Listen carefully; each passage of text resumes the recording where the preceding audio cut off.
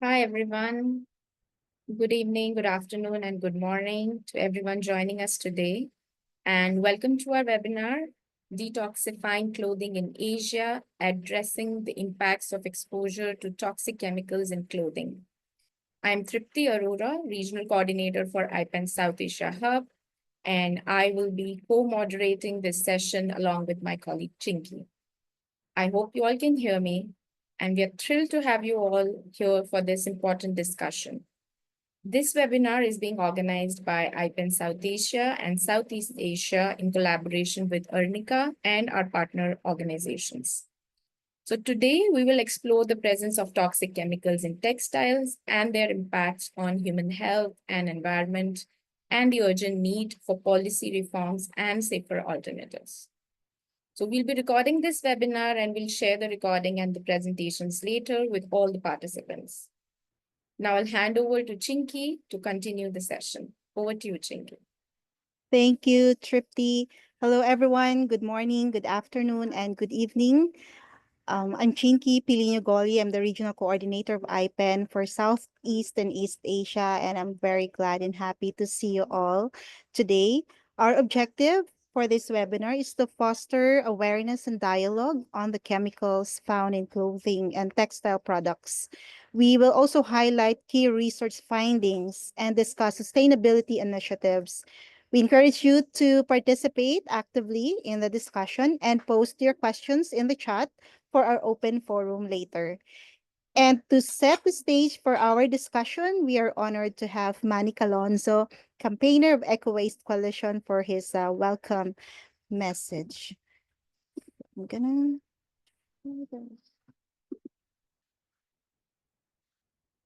Good morning, good afternoon, and good evening to all our participants from near and afar. We're thankful that all of us, despite our hectic work and personal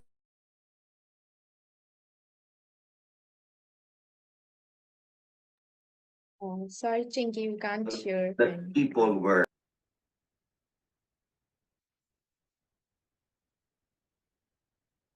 I mean, it went off in between for a little while. All right, so I'm gonna share my screen again. Sorry about that.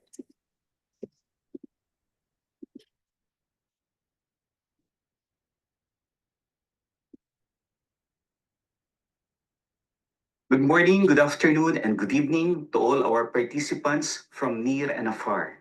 We're thankful that all of us, despite our hectic work and personal commitments, can gather virtually to discuss hazardous chemicals that are used in producing clothes and apparels that people wear.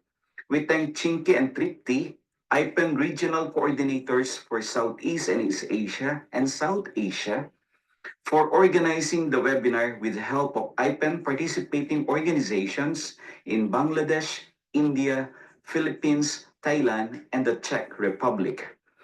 The use of hazardous substances in making, coloring, or bleaching fibers, or in giving clothes certain properties like being flame, grease, stain, and water resistant deserves our scrutiny. These substances, some of which are carcinogens, endocrine disruptors, and neuro and reproductive toxins, pose serious health problems to the people who produce them, to the people who make the fibers and clothes, to the people who wear them, to the people who handle discarded clothes and waste, and to the ecosystems too. And many of these substances are hardly regulated, especially in low and middle income countries. These substances, particularly PFAS, the forever chemicals, can accumulate in our bodies, remain intact in the environment for long periods of time, and are toxic to human health and wildlife. Unknown to many, we are buying and wearing persistent organic pollutants or PUPs, hazardous substances present in the clothes and apparels that people wear are deeply disturbing, as some of them, like azodice, can even pass through the barriers of the skin, the largest organ of the human body. With the help of our panelists and the studies their organizations have done, We hope to get enlightened more about the health and environmental impacts of toxic chemicals in textiles and the recommended actions that duty bearers and right holders should take into account to detoxify clothing. Thank you and hope we all learn and get empowered by this webinar brought to you by IPEN and its participating organizations. Maraming salamat po.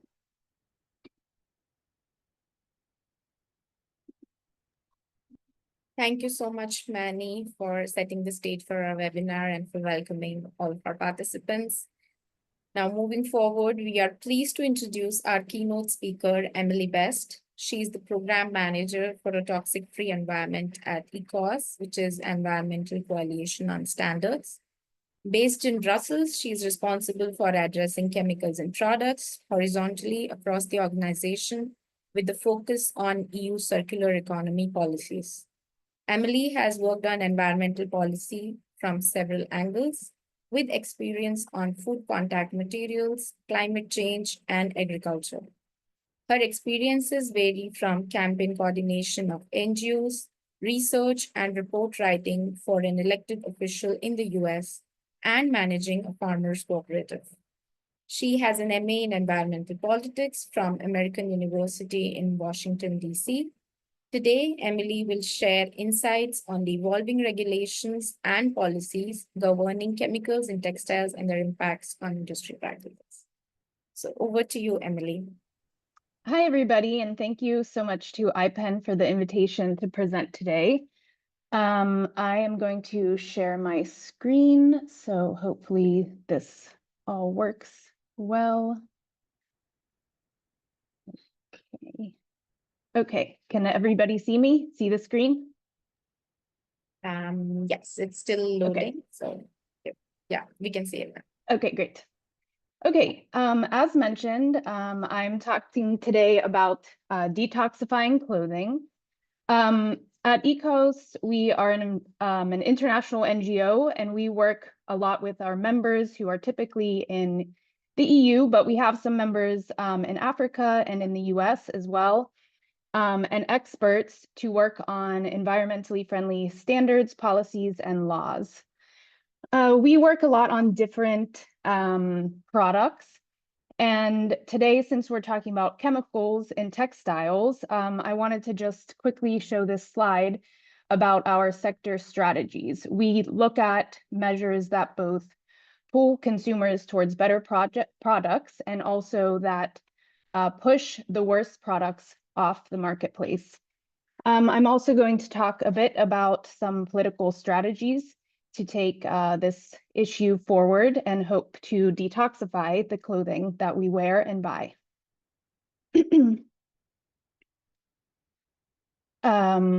So over the last 2 decades, the global fiber production has almost doubled from 58 million tons in the year 2000 to 116 million tons in 2022. And it's expected to grow further to 147 million tons in 2023 if business as usual continues. Global fiber production per person has also increased from 8.3 kilograms per person in 1975 to 14.6 kilograms per person in 2022. And as fiber production increases, so does the use of chemicals. Different types of fibers require the use of different substances, and the intended use or performance of the end product may also require specific substances to be used. Excuse me. This growth has significant impacts on people and the planet. Awareness of the urgent need for more responsible use of resources and the decoupling of growth from resource consumption is growing. However, the change is not yet happening at the scale and speed required. This slide shows what types of fibers and their breakdown in the total. You can see that synthetics made of fossil fuels are a substantial part of the market share. And polyester continues to be the most widely produced fiber, making up 54% of the market in 2022. Yet the amount of recycled fiber remains being produced remains low, only approximately 8% of the market share per year. 7% of all fibers produced were recycled polyester made from plastic bottles. When it comes to textile consumption, overconsumption in Europe continues to be a big problem. A new report released this week from the European Environmental Agency said that the average consumption of clothing, footwear, and household textiles per person in 2022 rose to 19 kilograms. To address the issue of chemicals in clothing, we also must address the overproduction and the harmful marketing practices that lead to people to consume so many textiles. So I'll quickly go through with the ECOS vision for a more sustainable textile sector. Circular design of products that lead to textiles being of a higher quality, more durable, reusable, repairable, and non-toxic. We want to also minimize the shedding of microplastics from synthetic textiles. And environmental and social impacts throughout the value chain should be reduced. We work on the textile value chain from several different approaches. So we look at eco-design, which in the EU is the ESPR, which is a new law called the Eco-Design for Sustainable Product Regulation. We also look at textile labeling so that it's accurately labeled. The PEF, which is the product environmental footprint. And we look at waste and end of waste criteria and extended producer responsibility. On eco-design for textiles, this is something that is in the EU primarily, but it sets a nice vision for what textiles should look like in 2030. And this is something mainly in the EU, but it's something to look at as a vision for the future. Now, when it comes to chemicals, especially, they're used along the textile value chain in many phases and stages, some of which remain on the final product, but many do not. And I'm looking at the time and seeing we're running low already, so let's see. So when we look at chemicals in textiles, we have two ways of looking at the quantities. The sheer number of chemicals used, which is over 15,000, and the volume of the chemicals used to produce 1 kilogram of textiles, which is over half a kilogram, with a total volume of 43 million tons, which was based on a study published several years ago. So we saw earlier that we know that the total production and consumption is growing. Part of the issue that we have now, though, is that it's basically a black box. We don't know the total volumes at the moment. We don't have good transparency. We don't have traceability.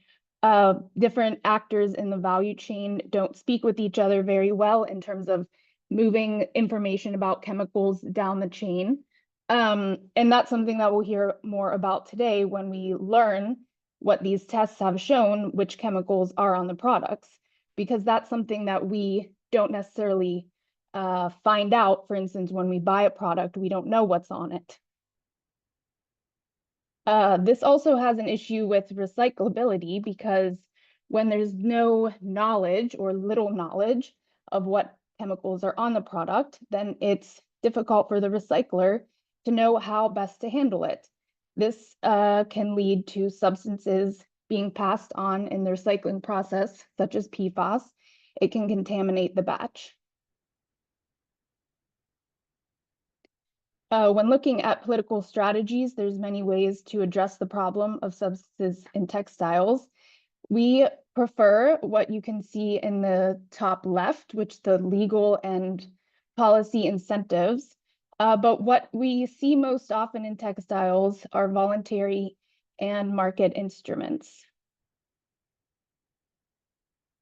There are over 100 of these voluntary labels, known as eco-labels, that apply to textiles.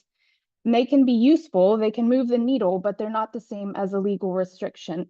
They can only tell us so much. What we know what substances aren't being used, based on their restricted substance lists, but we don't know what is being used. And these are voluntary measures without full coverage of the marketplace or the value chain.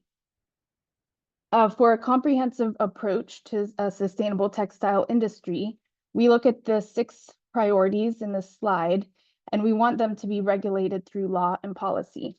I hope this has given an interesting overview to the textile industry and the issues of chemicals in textiles, and I'm looking forward to hearing from the next speakers. Thank you.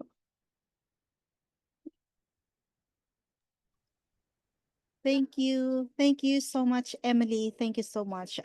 From your brief presentation, I've learned a lot, and I'm so appreciate that you that what you do, know what you do in addressing the issue of the textile industry that also impacting, no, or contributing into the triple planetary crisis. If we have the climate crisis, the biodiversity loss, and of course the textile industry contributing, no, largely into the waste and pollution crisis. And thank you for sharing the strategies that we do. We hopefully we will learn, we will hear more from you, no, in our open forum later.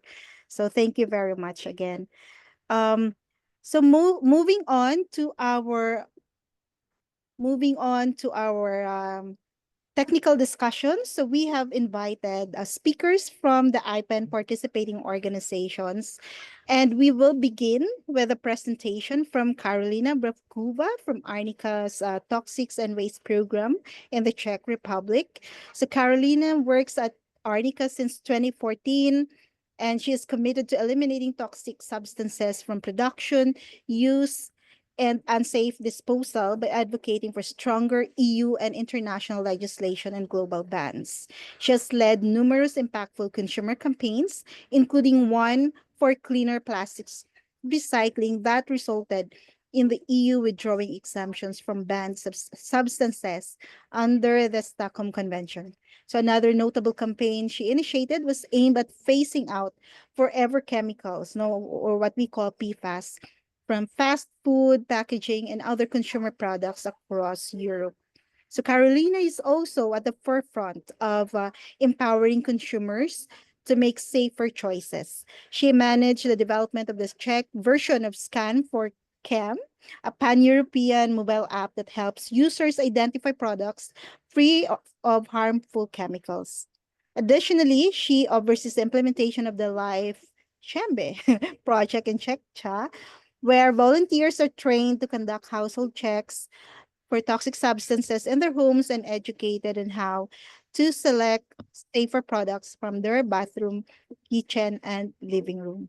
So Carolina, thank you for giving us your time.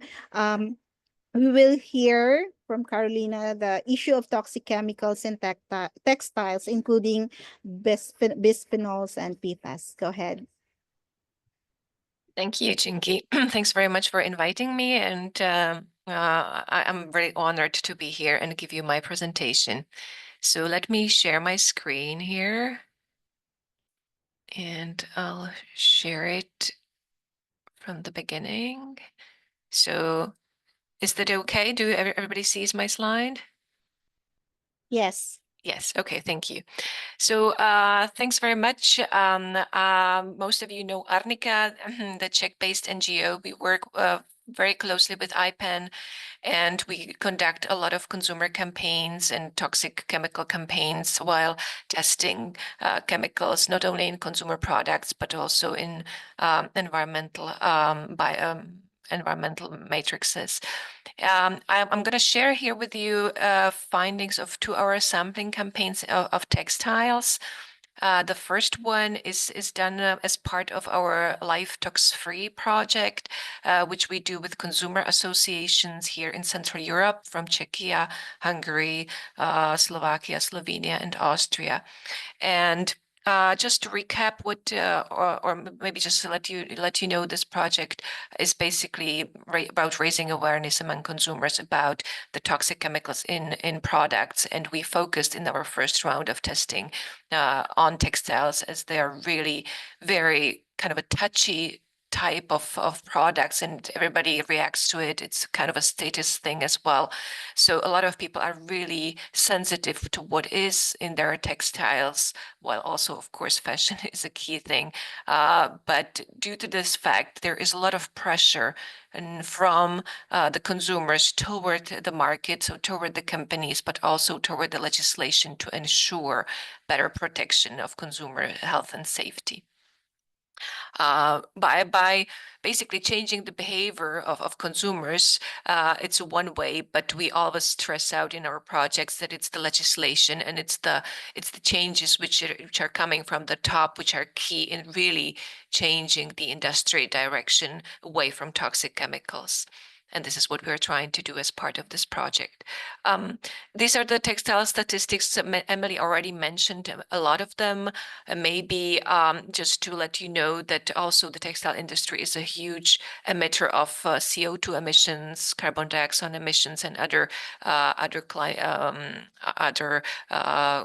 climate change emissions. But we now focus on toxic chemicals primarily. For each kilogram of garments, there's approximately 1 kilogram of chemicals used. Of course, this has been true for the whole history of textiles. It's always has been a toxic enterprise, but but I think as we gather more and more knowledge, we really need to change the fundamental base of textile production to move away from the toxic influence it has on people and earth.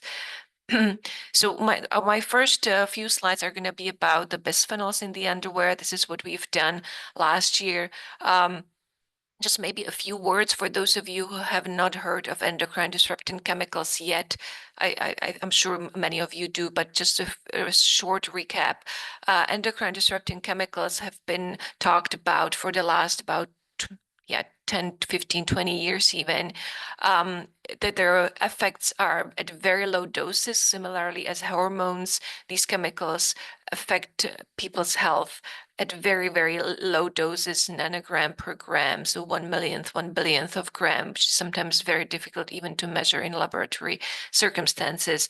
For some of them, they're not even safe thresholds, and that's because they're very, very risky and harmful to children and even preborn fetus, as there are windows of vulnerability during the development of the fetus and the child when these chemicals interfere with the hormone system, which you can imagine as some kind of a computer system, which basically drives the right development of the individual. And if there is some disruption going on in this vulnerable stage of development, then it can affect the health of the human being much later in the stage. We associate endocrine disruptors with civilization diseases like obesity, immunological disorders like diabetes, and so on and so on. So as these diseases prevail, and we see a lot of them among the population, epidemic, basically an epidemic of, let's say, obesity and diabetes, we see that one of the effects are also these endocrine disruptors. Infertility is among the other large effects it's got on the global population. But it's not only the health effects, but we also can relate it to the economic costs. There has been calculations and estimate how much does it actually cost. For example, the EU, the European Union, is estimated to spend about 163 billion euros per year just for treating these diseases which are associated with endocrine disruptors. There are no global legislation, as far as I know, on limiting and restricting endocrine disruptors. We do have some legislation currently in place in Europe, for example, in the Toy Safety Directive, in cosmetics, in food contact materials. Infant feeding bottles, for example, are banned from BPA, bisphenol A, the most common bisphenol. But as you can see, there are many bisphenols. In our sampling campaign, we also measured other bisphenols than just BPA. just last year, at the end of 2024, bisphenol and other bisphenols classified as hazardous or substances of very high concern, to be more precise, are going to be banned in all food content materials, such as can lining, where it's also a prevalent toxic and raises a lot of concern. When looking at the global legislation, bisphenols have been suggested to be regulated as substances of concern when discussing the future plastics treaty. So let's hope that this is also going to be incorporated into the final text. The limits of bisphenol regulation is important because we see that the limits are getting lower and lower. In 2023, the European Food Safety Authority introduced a new tolerable daily intake level, which is actually 20,000 times lower than the previous value. So as we are seeing, the threshold levels are getting lower and lower, and we are recognizing the health effects. It's very tiny concentrations. So what we looked at during our sampling campaign was that we took 166 samples from 5 countries of underwear, of undergarments, and we basically focused on all types of undergarments from different target groups: adult women, adult men, but also children and preteen girls and boys. You can see we looked at light colors, nude colors, dark, colorful, and so on. How did we evaluate these textiles? We took the value 0.8 milligram per kilogram was our threshold level, because this is what the committee, the safety committee on consumer safety, scientific committee on consumer safety, excuse me, actually recognizes as the safety limit. And so all of the garments that went above this 0.8 milligram per kilogram were marked as red, as contaminated. Then we took the one which were between 0.01 milligram per kilogram until this threshold level 0.8, that were in the yellow category, meaning that there is some contamination, but it's not so serious. And that where we didn't measure any, we marked as green. And this is what we found out. We found out that about 1/3 of the samples contained some bisphenols, while 10% actually had bisphenols above the safety level 0.8 milligrams per kilogram. We measured not only BPA, bisphenol A, but also other bisphenols. This is where you can see that bisphenol S actually is one of the prevalent contaminants among the bisphenol group. It seems like bisphenol A is being substituted, but unfortunately, this is the case of regrettable substitution. And we're seeing bisphenol S as the prevalent bisphenols, but some, like 5 samples, actually contained up to 3 bisphenols. So it's often a mixture. Bisphenols are used actually in textiles as fixing the color. So this is a prevalent contaminant. Who is affected? We actually divided the samples into the groups by the consumer group which buys them. So boys and men underwear has been least contaminated, while 85% had no bisphenols and about 25% had traces. Only 8% in men underwear had higher level. Unfortunately, the most at-risk group seemed to be the adult women underwear, where we found 17% to have the really higher level of bisphenols, while 36% had some contamination. The reason for it is actually the material. That's been the only factor influencing the contamination of the samples. If we looked at cotton underwear, there has been no red samples. Basically, 15% had some traces of contamination, which might have been due to cross-contamination during the production. 85% of cotton underwear was free of bisphenols. Even underwear with 40 to 65% of cotton was fairly clean. Then we looked at the cellulose fiber. So this is the fiber made of viscose, modal, and other type of cellulose-based fibers. We had some traces of contamination with bisphenols, but no red samples. And where we found the largest and highest concentration of bisphenol was the synthetic fibers. But as the synthetic fibers need probably much more fixing agents to absorb the colorants. So this is what we suspect why the bisphenols are used there. It doesn't matter if you buy the underwear, in high price stores online or in the market like Shein or Temu. If it's cotton, it's likely not to have too much bisphenol. If it's synthetic, the probability is much higher. We also try to wash the most contaminated 16 samples, while on the average about 75% of bisphenols have been removed. But as we measured like a mixture of or combined samples from different various pieces of the clothing, because you have the lining sometimes which is synthetic next to the cotton, so sometimes the concentration even increased because of the contamination during the washing. But even if we wash the samples, all of them stayed in the red zone, meaning that they still contain above the 0.8 milligrams per kilogram. The highest sum was actually 300, over 300 milligrams per kilogram, which is really high number. The other chemicals I wanted to talk about are the forever chemicals. Most of you know what I'm talking about. We find them also in many consumer products, including textiles. They contaminate our drinking water, all surface water in all parts of the globe. And as they are not very persistent and don't break down, we see them also in every one of us and every single living creature on the planet.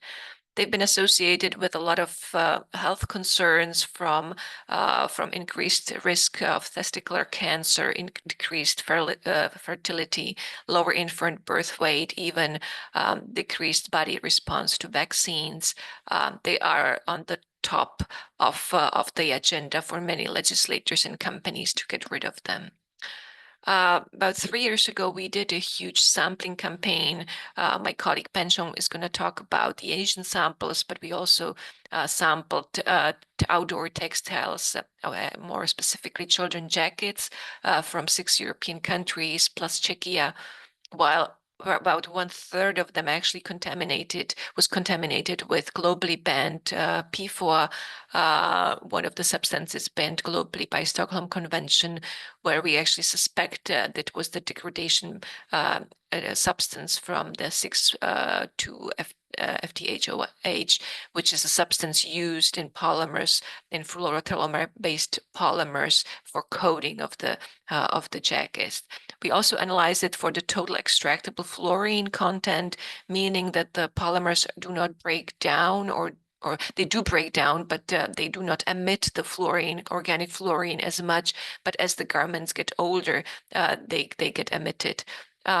These are some of the levels we found in the check jackets. Many of them are contaminated with PFAS, as I mentioned, but of course we also measure only fraction of the individual substances. Much more telling is actually the total extractable fluorine, because that measures most likely what's being extracted from the fluoropolymer polymers which are used for the coating. This is just a summary. We see here all the samples from different well-known brands as well as smaller brands. It's important to say that especially the smaller brands have a hard time to actually finding the alternative, to looking on the market to find the alternative. This is something I can skip this slide because Emily already talked about the polyester consumption and the difficulty to recycle textiles if they're contaminated with toxic chemicals. Just last few words about solutions. We also see that the market actually is moving away from the PFAS. These are companies joined in so-called PFAS movement.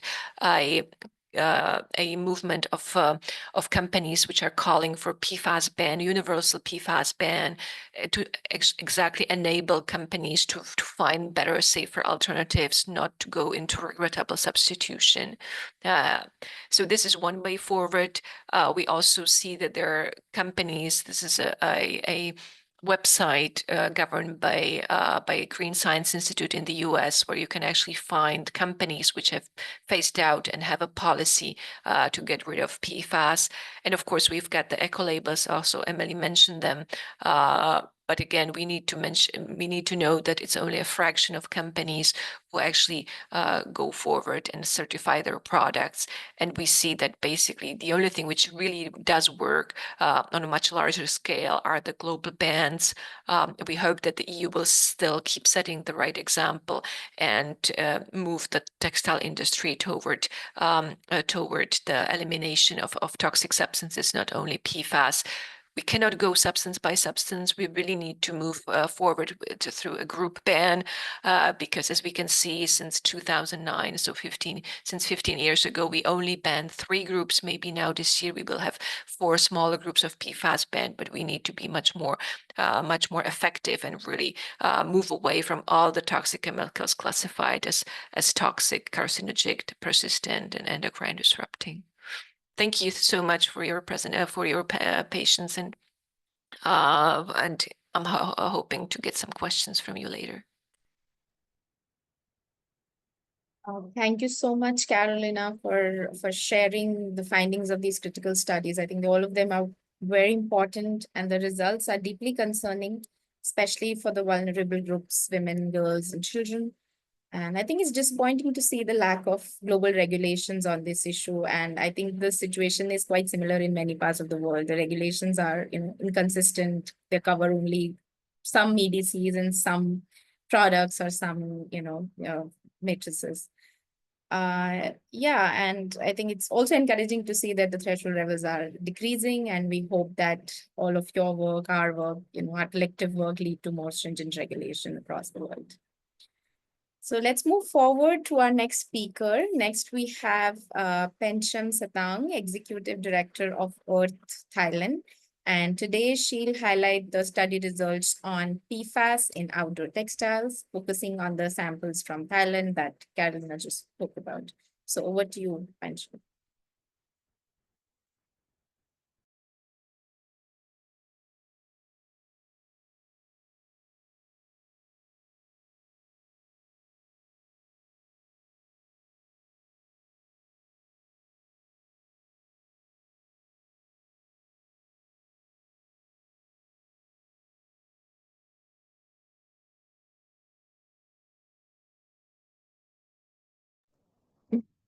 Thank you.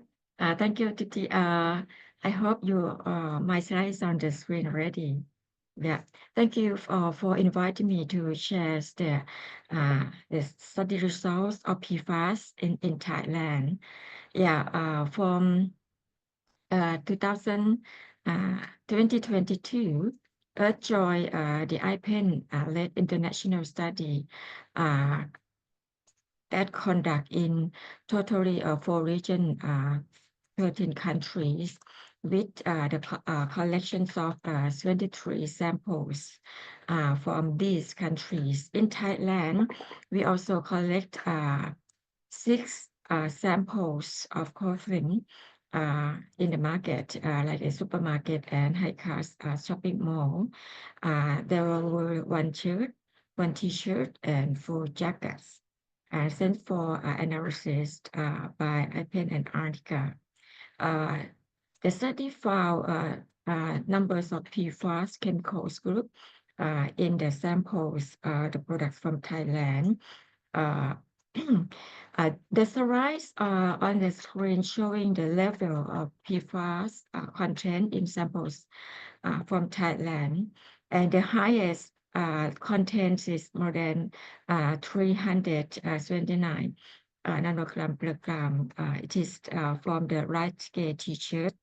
And however, of 6 samples, they found some contents of the chemical groups in PFAS.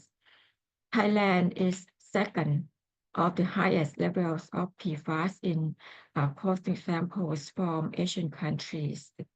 The highest one is from India anyway. From the results of the study, we have to contact the production company in September 2023. We sent out the letters to individual companies informing the results of the studies one by one. And there is one company response to our letter with appreciations to informing them about the result of the PFAS found in the products. And the company also asked for additional information and the full report for their considerations, and they would like to take something like the further policy decisions to withdraw or to cancel the PFAS use in their product. On February 5th, 2024, Earth tried to raise awareness of the public and the consumer in the wider society. We, in collaboration with the Foundation for Consumers, organized a press conference to release the study results from certain countries as well as particularly from the Thailand, and published the article in the Smart Bio magazines and released or distribute the press release to many social medias and conventional medias as well. In the press conference, we also invite the 6 product companies to join us, but they said that they prefer to attend online as we have the Facebook Live on that day. After that, we also share and exchange information and opinions under this project with some governmental agencies, for example, Pollution Control Department and National Metro and Technology Environmental Organization, or MTEC. I have to say that initiation of IPEN on PFAS campaign and study alert a lot some organization in the government. MTech, for example, they exchange a lot the idea and informations. And from 2022 until now, MTech organized a number of seminars and a cross-door meeting with some particular groups to raise concerns and to share opinion and discussions how Thailand can develop regulations and policies to control the bulk chemicals, particularly the PFAS group. We found that at present, no regulations in Thailand in controlling PFAS, and we have very limited control on PFAS like below. Like on the screen that the Hazardous Substance Act in 2022 set the acceptable level of PFAS in contamination in products at not more than 25 ppb, and also found Department of Industrial Works issues last 2 years in order to control or to prohibit production, import, and possession of 8 types of PFAS substance in Thailand.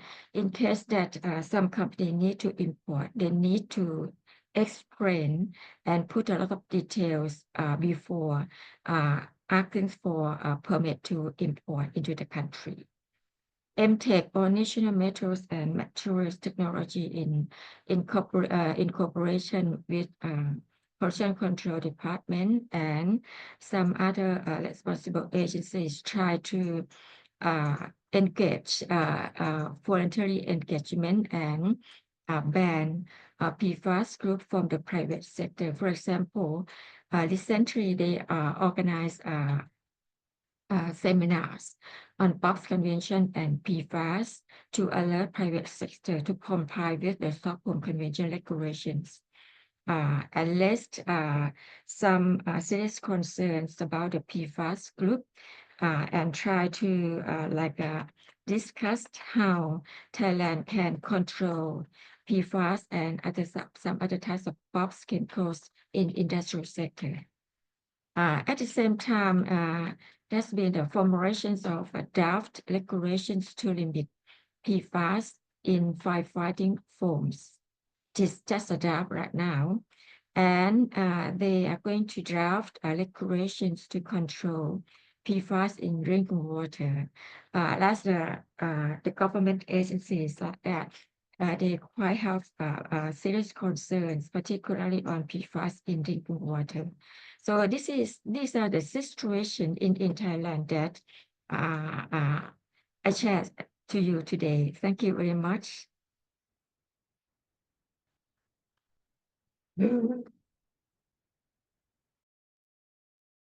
Thank you. Thank you so much, Penchum, for sharing the highlights of the reports, of the samples from Thailand. So it's also worrying to know that even the branded clothing have PFAS, and it's also good to know to be updated that your country, the Thai government, is also doing something. Hopefully, more concrete actions in the future.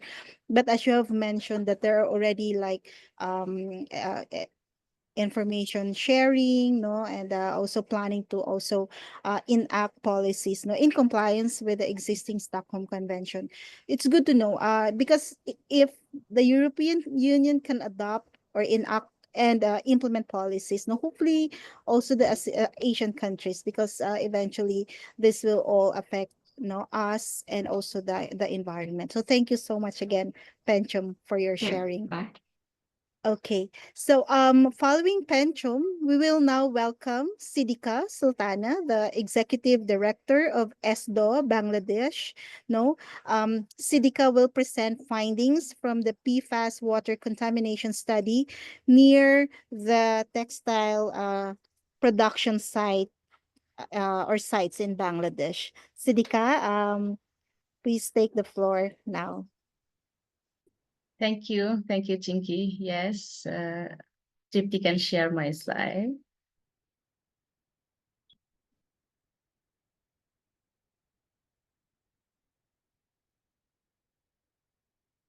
It's visible. Okay. Welcome to the presentation. The PFAS water is related to the textile industry. And I would like to say something about the ESDO. ESDO, the Environment and Social Development Organization, ESDO, is a long experience. It was in 1990. From they are struggling, they are facing, and they are doing the advocacy, research, and the campaign, policy advocacy, and also the media advocacy. All issues that are related to the environment, environmental health, and also the raise the awareness campaign for it's a toxic-free future. So, so this is our, I cannot clearly see the presentation. I just, okay. Yeah. So our mission is the established democratic network, sharing knowledge and among this network and building next generation leaders for a sustainable future. Our major activities and our success also through this, the long time we are doing the advocacy with directly with the government, and we are as a part of the to change and to revise the policy and create the impact for the policy.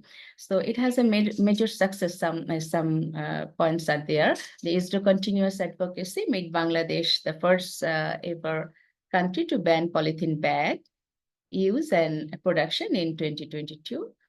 And also there were long discussion and advocacy with the Ministry of Industry.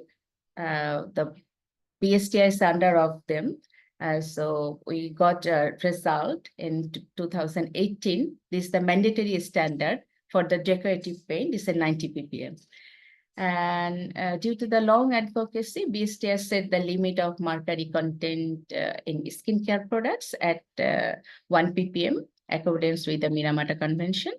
And also, we have very good relation with the Bangladesh Dental Society. Also, we are in the stage with the Ministry of Environment and Climate Change. We are coming to ban the dental amalgam very soon, but we had also the very good result in 2018, mercury amalgam ban for the pregnant women and nursing mother children in June 2028. Sorry, I have some coffee here.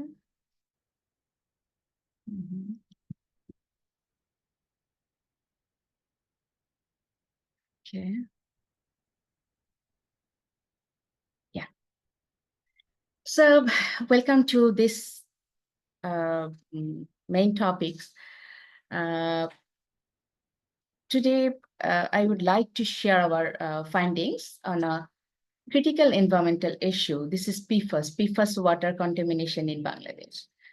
This presentation will highlight our research, its implication, and the necessary action we must take to address the growing concern. And this study, we have conducted both IPEN and ESDO. And you know, that time Arnika helps a lot for the next sampling and next to finalize and end of this project and develop a very good report for all of us. And Bangladesh garment industry is a key pillar, you know, of our economy, employing 4 to 5 million registered workers. Mostly are 50, we say the 53% being are women. You know, the country is home to 4,500 textile manufacturers and contributing significantly to global apparel production. These are registered in 4,500, but you know, the some of many is the informal sector, many of textile industry also here. However, with this growth comes a major environmental challenge, so waste generation. The industry produce half of million tons of textile waste annually, and approximately 349 million cubic meters of wastewater is discharged into the environment each year. And one of the most concerning pollutants in the wastewater is PFAS, and which is used to make fabrics waterproof, grease resistance, and stain resistance. And you know, the PFAS, also known as forever chemicals, do not break down easily and persist in the environment as for decades.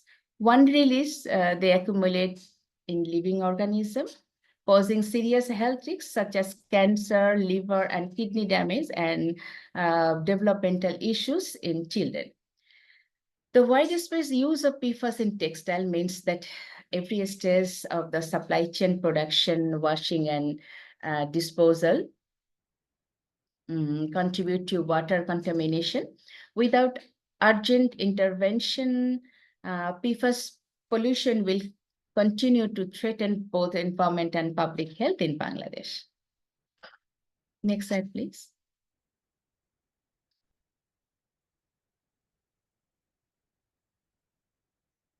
So to assess the existent PFAS contamination in Bangladesh, ISDO and IPEN conducted a comprehensive study and collecting 31 surface water samples from lakes and rivers near textile manufacturing facilities, along with 4 tap water samples.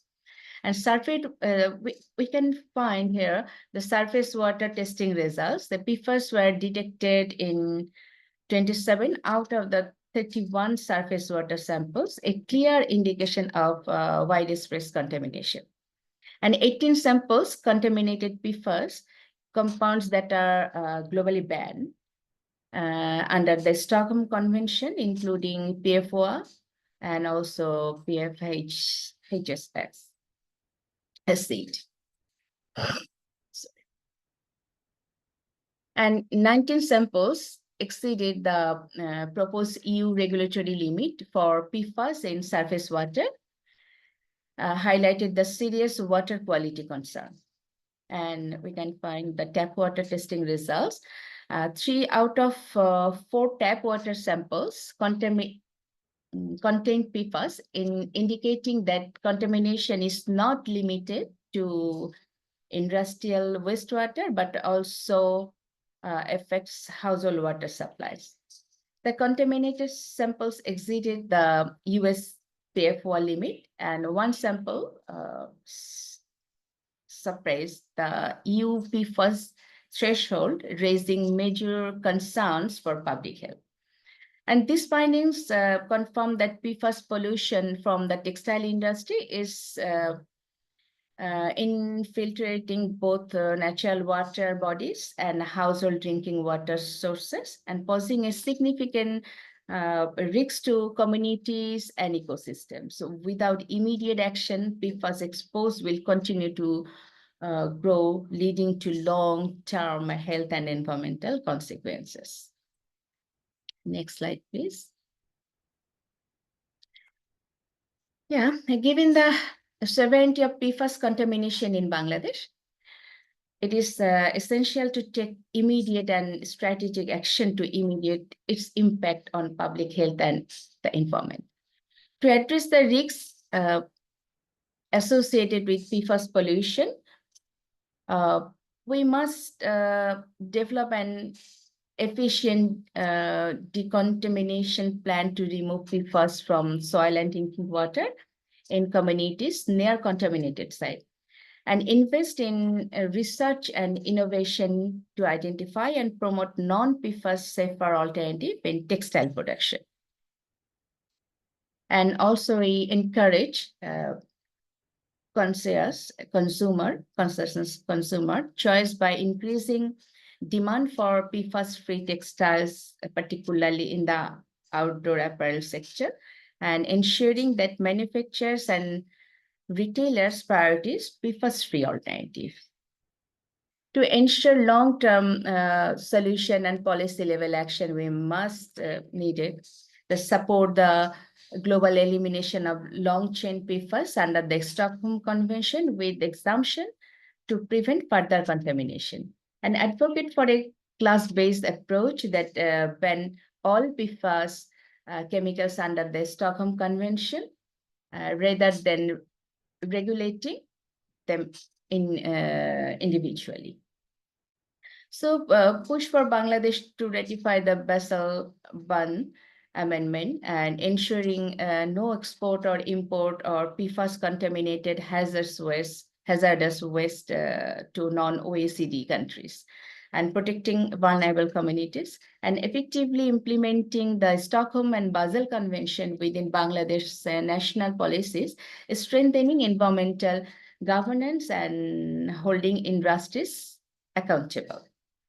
So without this urgent action, PFAS pollution will continue to accumulate and threatening our water, food, and overall well-being.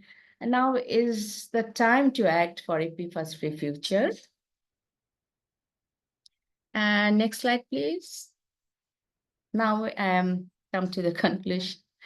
So PFAS contamination in Bangladesh textile industry is a serious environmental and public health threat.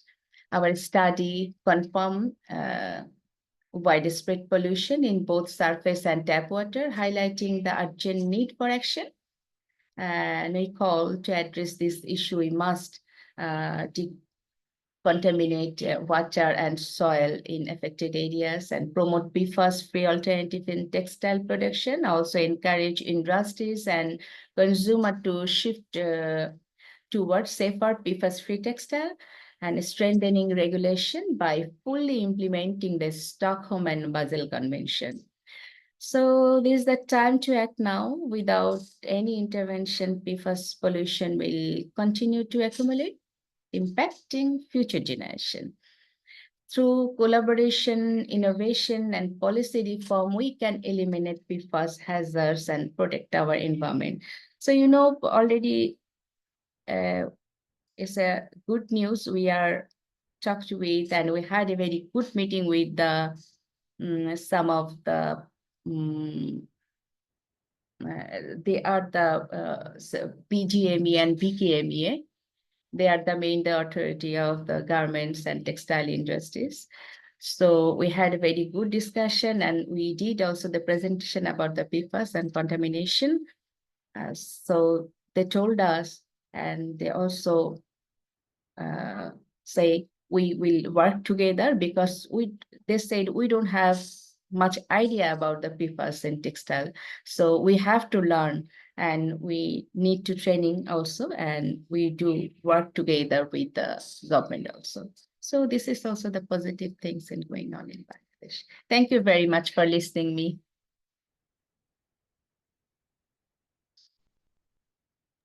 Thank you so much, Siddhika, for sharing this presentation. I think it's very it's disheartening to see that so many samples contained PFAS, and at the same time, I think it's very important for a country like Bangladesh to do these kind of studies and share the findings with your industry and also your government. And I hope that we continue to do more studies in environment and in textiles and other matrices to try to understand the situation, and hopefully the regulatory actions come up in the near future.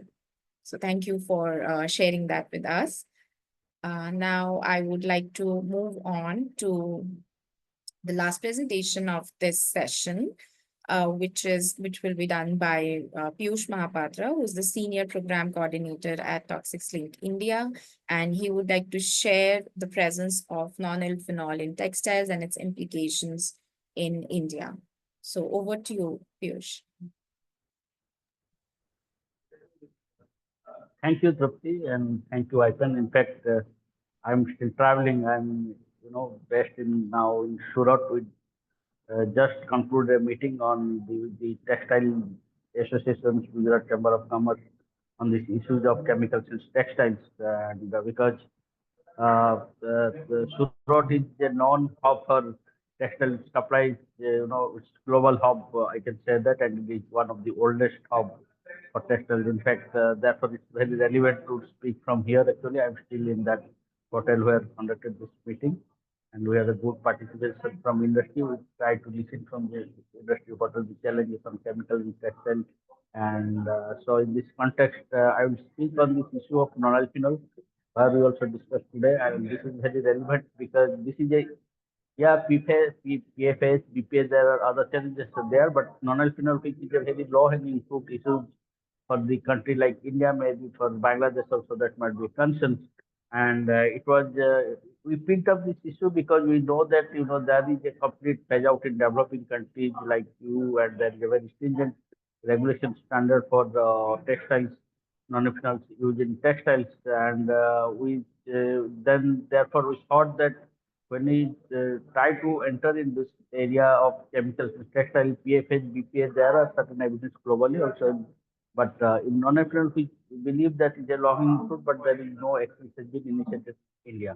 So when we started this work, and we thought that this needs to be phased out because this is a chemical of high concerns.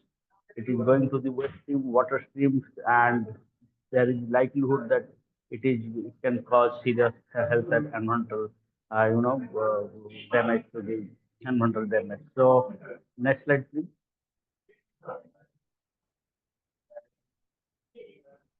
So before that, about Toxics Link is an environmental organization. We existed in 1998, and we are working on waste and chemicals issues. And in chemicals, we are also part of founding member of IPEN. And so these are some of the concerns of areas of chemicals we are working, like POPs, lead in paints, endocrine disrupting chemical, mercury management, pharma. In waste management, we are working on all type of waste. And we have partnership with WHO, UNEP, JAP, apart from IPN, Zero Mercury also. The next slide. So these are the strategy we adopt. We do research, build campaign, we have policy dialogues, and create public pilots and models, build capacity and stakeholders, and compliance mechanism. So as you know that why we choose about that, it's a very high productive volume chemical, uh, and it's a persistent bioaccumulative toxin. Though it is not under POPs, but it is a chemical of high concern. There are enough studies which has been conducted globally also. This chemical is a concern. And in fact, when we started this work, we found that the studies, there are many research has been conducted in globally, but in India, in spite of very concerned chemicals of concern, there are very limited studies has been undertaken in India. Therefore, we thought that let's start work on this and try to find out the problem and challenges on this. So when we started this work, we started with some detergent. Next slide. With some detergent samples, and we found that very high content of non-alphenol. We thought that also we try to take the wastewater samples from some of the textile shops, and also we detected high content of non-alphenols. And so when we went to the source, we found that perhaps detergent is the key source of for the contamination for the release of non-alphenol, because the detergent it is used as non-alphenol ethoxylate. This is non-alphenol ethoxylate breakdown and convert to non-alphenol, which is a cause of chemical of concern. So next slide. So so when we try to see that if it is detergent, there may be possibility of use of in textiles. So that can be a case. So we found that it is used in various processes. These are some processes where it is not based on the secondary study. Next slide, please. So as far as it is concerned, it is a non-EDC. It is the impact on toxicity, endocrine disruptor, bioaccumulative. It is a other properties which can is a concern from the human health perspective. Next slide. Yeah, then therefore I was telling about that. We found that this is very not studied like a country like India, which is a hub for various productions, but it's not studied well. So we intervened with trying to do some studies, and we found that it need to be taken care, it need to be regulated, it need to be managed properly so that the risks from these chemicals can be minimized. So we have produced various reports in this regard. These are basically both based on the primary and secondary report. You will see that we primary report from detergent, water, drinking water, and also textiles products. That is one of the key aspects that creates the give a better understanding how why it should be managed properly, because we are talking about textiles. So the use is very extensive from our studies we found. Next slide. So why textile? Because we found that there are so many regulatory developments happening, mostly you even in China, in other developing countries, other countries for to restrict this use of chemical textiles. When the EU regulation came, initially it was 1000 ppm, then they restricted to 100 ppm. And so we want to see that what is it a challenge for country? Because when we found in detergent and other waste products, so maybe detergent normal washing is maybe that may be used, but whether this chemical is used in multiple purpose, as we documented from the secondary study in the textile process, that is a concern that yeah, we need to study it more on the textile products to understand the root of the problem. So basically to highlight the issues pertaining to LPG in textile products available sell in the Indian market. Next slide, please. So when we did the first study, out of 18 textile products, NEP was detected in eight products. Concentration was 72 to 1000 NEP per kg, and so 7 of the outputs are above representative EU limit. So that was the concern, because we thought that because in India there is no regulation in place for NP, and the also this 7 out of the 8 products are manufactured in India, which led to manufacture remaining one item like jeans were unknown. High NP was detected in one of the cotton towels, 1000 ppm, followed by kids. All the 6 main textile purchased were innerwear products, which also contain very high content of nonylon. Next slide.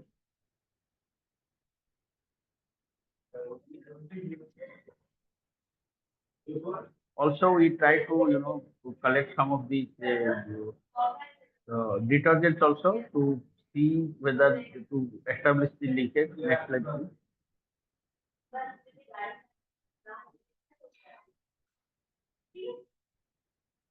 Oh, yeah. So sorry. So that detergent also we found very high content of nonylon. I told them. So then when we found that in India also there are many products which are basically being exported. You could see that 50, 40, 60% product we contain non-national, about 40% products which are largely very high-end products and export, and polyester and other based products are doesn't contain, do not contain non-national. But in cotton-based products, mostly its content non-national. So and issue is that this shows that issues of double standards, because there is a export regulation, export restriction in place. So companies are producing considering the export market, but when it is for the domestic concern, we don't have any regulation in place. So therefore, no one is bothering. And so this was also a point of discussion today. What are the challenges? What is the cost? And we discussed. I think this can be doable.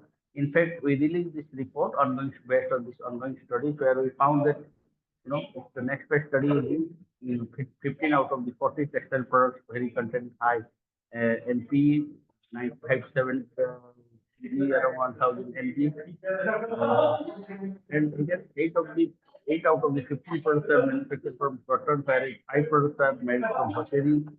Female innerwear made hosiery, their highest NP content is 1000 ppm. So 60% of the baby children products, this is a very concern, and though it's been some low and very high, but we try to project this as a this is a starting point to at least to phase out, because it's a very low hanging fruit. There are very alternatives are available, and Indian manufacturer also producing without NP. In fact, today's discussions, there are very good insights that someone who wants to be restricted and phased out because alternatives are available readily. Next slide, please. So our now this study we want to take, because there are others we are planning to BPA. These are non-concerns, but NEP was not discussed. Therefore, we thought of, but we are trying to put a gamut of this chemicals and textile issues and taking into the text level. So one is, so therefore we thought that what from various discussions we have already disseminated information with the industry, with the various associations, and so also regulatory bodies. And in fact, we are also trying to propose that NP being restricted has been considered as a toxic product as per some of the Indian regulations is concerned. So we need to have a strengthening regulatory framework for for textile products, mostly because we don't have any regulations. India government is also looking for a sustainable textile usages considering the SDG, and there is a priority. We try to keep it in that aspect these issues, and so that some regulatory frameworks can be developed. So we have also highlight the regulatory management practices, global practices. In fact, we're trying to also give the highlights of the tower standards, where Indian manufacturer also producing non-alcohol free for the export market, not for domestic market. So the concern is more about domestic usages. Maybe in other countries also they are supplying. I don't know, maybe there is a scope for to do the some South Asia studies, maybe from like Bangladesh, Sri Lanka, and India. These are very known textile production centers, like Bangladesh, especially Bangladesh and India. So that can be a good outcome of this. Maybe Pakistan also, there can be a good outcome of this report, which can also help to push this issue in the South Asia level. So these are some of the studies on textiles. We are planning to more studies, but this is very we thought of low hanging fruit. We thought to discuss also maybe other POs maybe consider this issue. I'm not too sure what is the current scenario in other countries of this chemicals. Maybe they have been phased out. I don't know, but this is really a concern, and there is a need to take up and these studies and to take into the policy level for a to have a suitable action on this. Thank you.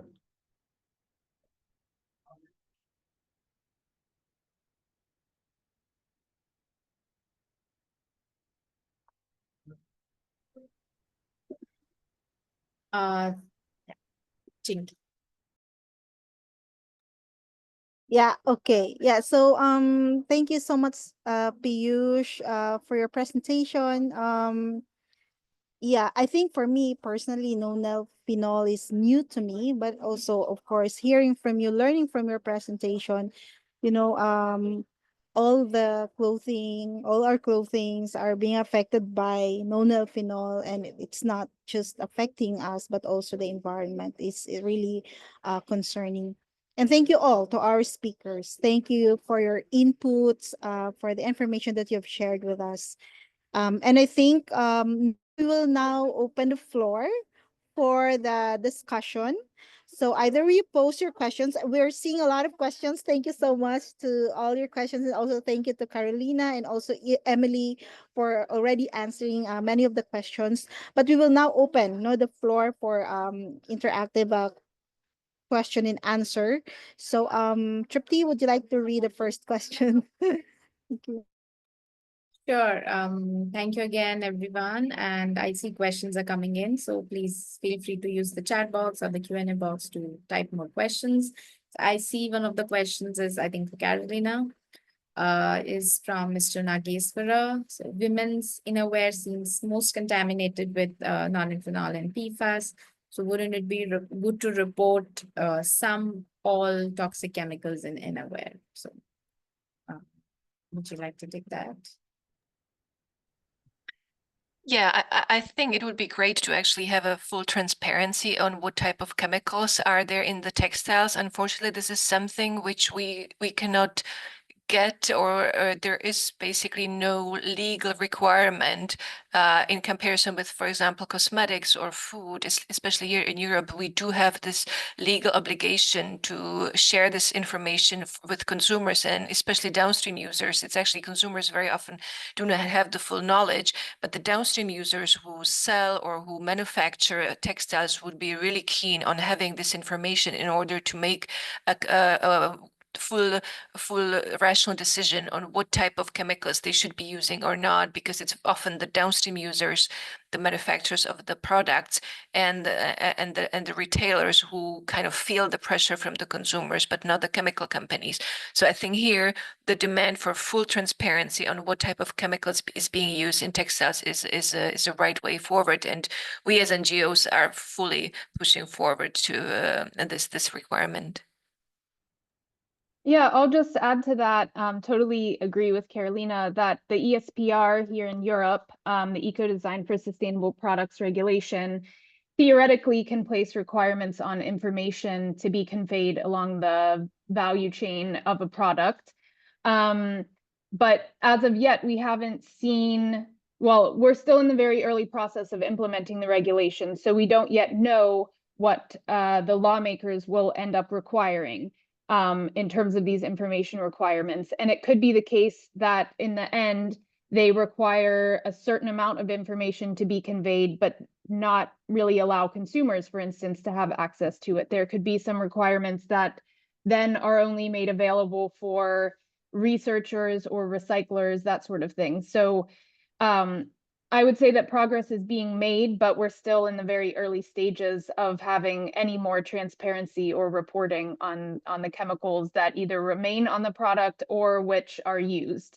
Both of those areas are still very unclear.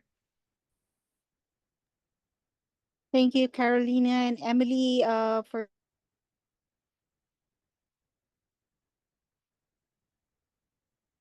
You're muted. We don't hear anything. Can you hear me now? Yes. Okay, sorry.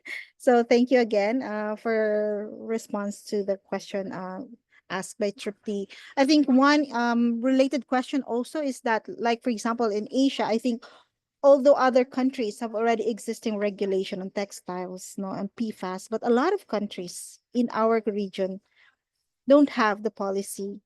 And a lot of participants here are coming from or representatives from civil society organizations. I think you've already shared some of the recommendations earlier, but can you share more? Like, how do we like the practical tips or recommendations how we push our policies, both no for to the push the government to act on the policies and also on the industry. If you can also share more about it. Thank you. I think, I mean, there are, as we discussed, there's some global regulations on POPs, and I think that those could be further. There could be more substances included under the Stockholm Convention, for instance. But as we know, with so many of these areas, it takes so long for things to happen. So I think there's the global aspect. As I mentioned with the ESPR, obviously this is not going to solve all the problems, but there is the potential as well for the regulations put on the textile industry that sells to Europe, that it has to improve along the whole supply chain. So theoretically, a regulation could occur that says for something to be placed on the European market, it cannot use certain substances, or it must declare the use of certain substances even when it's not being produced in Europe. But again, we still have time, we'll see what happens. I think, national regulations are very important as much as possible. I think even though the eco labels and the voluntary labels are not going to solve everything, raising awareness that is something to pursue for different industry sectors, for different operators, if they can. I think there's a lot of different ways to improve, but it's going to take a long time because these processes are not so simple. But I'm eager to hear what Carolina or others might say as well.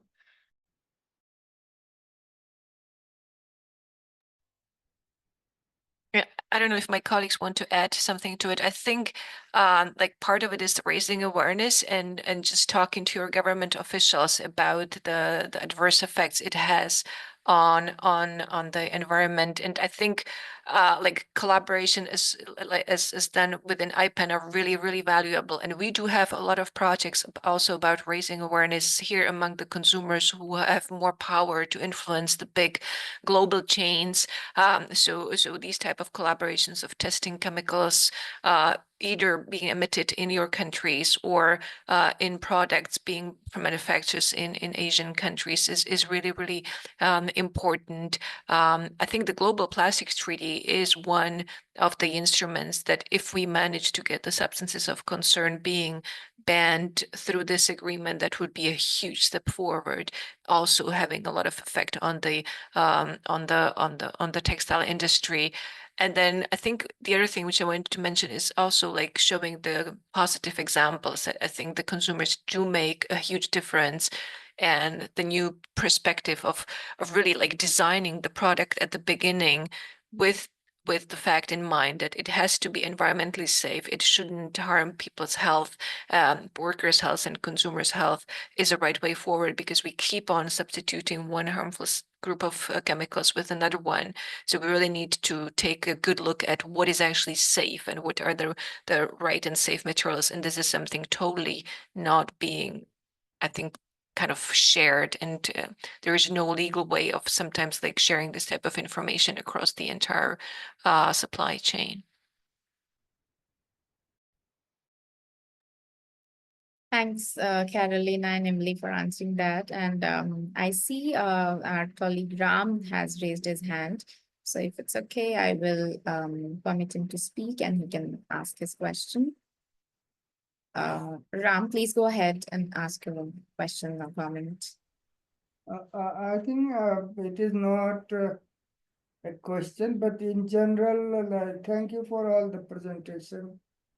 Coming from the developing countries, most of our national capacity in terms of infrastructure, mainly the laboratory facilities, is very much lacking doing basic chemical analysis. And we are talking about EDC or maybe PFOS or PFOA.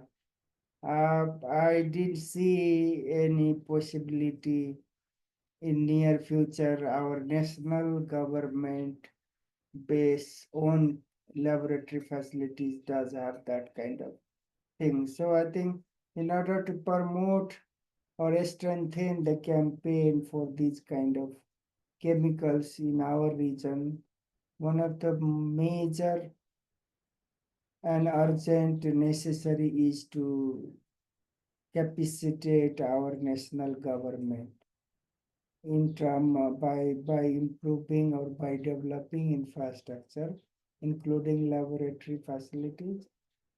Out of a standard laboratory, I mean, there may be some laboratory in private sector with sophisticated equipment like ICP. There are few, but it is like not very accessible with respect to cost and pricing, and sometimes even government laboratory is not access to civil society like ours, who do the research based campaign. So, but overall national capacity and infrastructure built up is very most important in order to carry on this kind of research based campaign. And definitely, as you already said, that collaboration with the government will enhance their capacity, not only laboratory, but also the technical human resource is very much needed. So that is what I want to share. And definitely these kind of things will be eye-opening for consumer as well as the government and we as a campaigner. Thank you.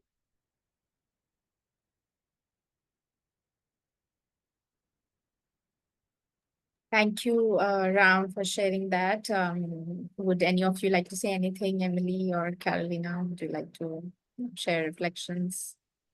Yeah, I totally agree. I think the lab capacities are certainly a huge problem in the Southeast Asian and all the middle and low income countries. That's why we are trying to do these common joint research projects. To be quite frank, there is fairly little lab capacity even here in Europe. Very often we hear this from the local authorities. Even for you, it might seem kind of over the top. On the other hand, what I wanted to point out is that once the company is being pushed toward stricter chemicals policy, we are seeing that they actually fulfill that especially the bigger companies with big brand names, they're trying to fulfill their commitment. And if we would find out that they did not, they're bridging it, there is huge consequences on their market share, on the trust from the consumers. So I think even just partly, talking to, or doing the lab research, but I think at the same time also talking jointly, from the consumer perspective to the companies and just asking them to adopt these chemical policies is a right way forward. At least we get the voluntary commitment, which then again, in our experience, brings forward the legislation in much easier and smoother way if we see that the industry is moving in the right direction. So I think all these collaborations really make sense, and we can help then to ease some of the burden which the textile industry and our consumption is putting on your country, on your environment, and your people's health.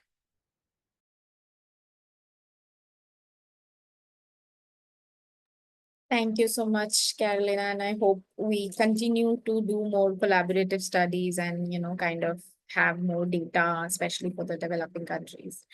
So I think I see we are a little bit over the time, so I would like to now close the open forum, and thank you to all of our speakers and participants for sharing, their reflections and having such a great discussion today.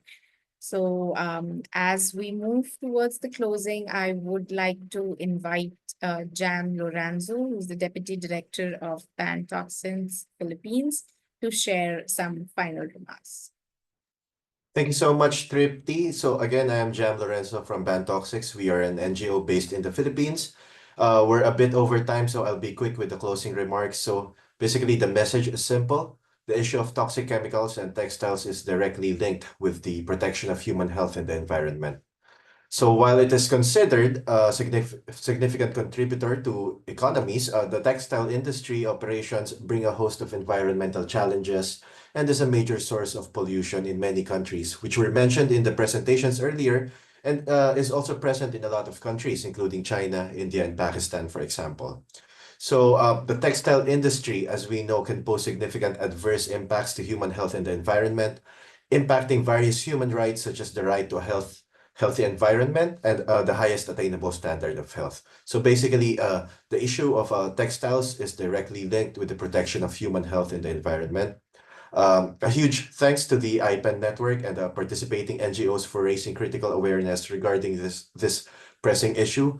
The studies presented during this panel highlighted the need for interventions that are pro-health and pro-environment. The knowledge built through these studies can help inform decision makers in the development of policies and programs.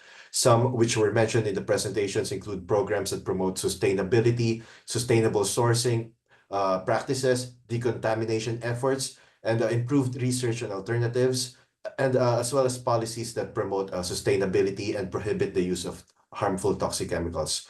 So on behalf of Bantoxics, thank you to everyone, and thank you to IPEN again, and we hope that this panel has enriched our knowledge and will contribute in the fight against toxic chemicals and textile products. Thank you.